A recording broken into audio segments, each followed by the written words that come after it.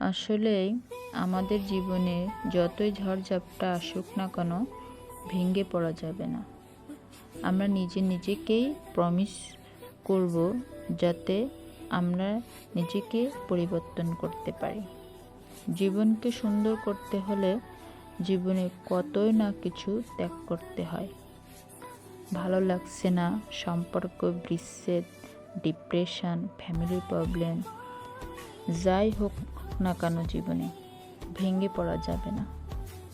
নিজের স্বপ্নকে বাস্তবায়ন করতে এতটাই সময় দিন যাতে আপনাকে চোখে দেখাটা অন্যের জন্য স্বপ্ন হয়ে ওঠে।